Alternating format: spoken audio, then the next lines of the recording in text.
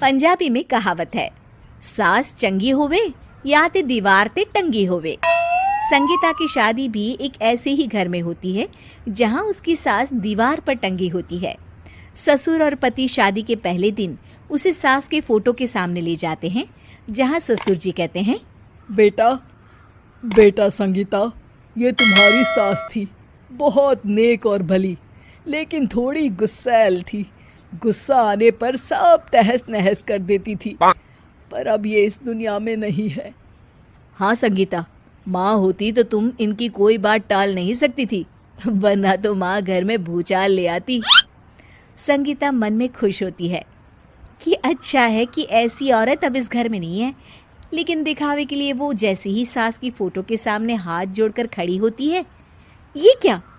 सास उसे देखकर मुस्कुराने लगी।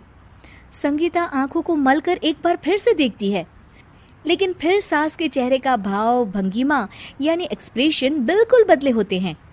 वो अपने पति और ससुर को कहती है, माँ की तस्वीर तो स्माइल कर रही है। ना ना बेटी, ये कैसे संभव है?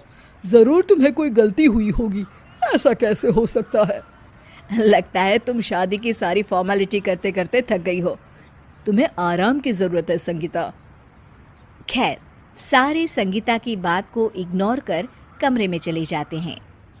वैसे सास की फोटो पर एक्सप्रेशन एक के बाद एक बदलते ही रहते हैं। सुबह होती है, पति और ससुर को काम पर भेजकर संगीता कमरे की सफाई करने में लग जाती है कि तभी उसे आवाज आती है, टेबल ठीक से साफ करो। ऐसे भी कोई टेबल साफ करता है? इससे अच्छा तो ये गंदा ही था।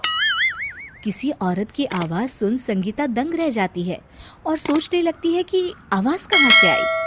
आवाज को नजरअंदाज कर वो फिर से अपना काम करना शुरू करती है, लेकिन इस बार तो आवाज बिल्कुल उसके कान के पास से आती है। मेरा घर है ये।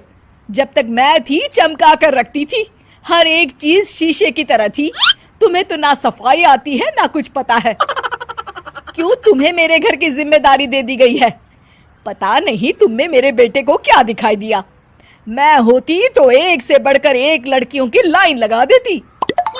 अब संगीता को समझने में देर नहीं लगी कि ये आवाज किसी और की नहीं बल्कि उसकी सास की है, जो दीवार पर टंगी है।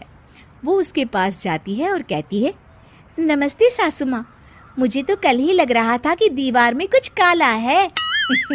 वो दीवार नहीं, दाल होती है पगली। सही पकड़े हैं सासू माँ। तो क्या हो गया आपको जो आप यहाँ भी चैन से नहीं बैठी हैं? सुना मैंने आपका व्यवहार काफी गुस्से वाला था। चुप रह तू, ज्यादा बकर बकर ना कर। घर का काम करना तो आता नहीं, आई है मुझसे बहस करने। हाँ देखिए सासू माँ, मैं आपसे साफ साफ कह देती हूँ, मुझसे पंगा लेने की कोशिश मत करिएगा। तभी पीछे से संगीता का पति आता है। अरे संगीता, किससे बात कर रही हो? कौन है वहाँ? संगीता की सास की फोटो फिर से पहले जैसी हो जाती है। आपकी माँ से कह रही थी कि मुझे काम करना आता। अरे संगीता, माना सास के ताने हर बहू को अच्छे लगते हैं, लेकिन यहाँ तो माँ है ही नहीं, तुम तो फोटो से ही। तुम भी लाजवाब हो संगीता। किसी को विश्वास नहीं होता कि संगीता अपनी मरी हुई सास की फोटो से बात करती है। वहीं आए दिन संगीता की सास संगीता को किसी न किसी बात पर आते जाते ताने देती। संगीता को भी अब सास के तानों और उनसे बात करने की आदत हो गई।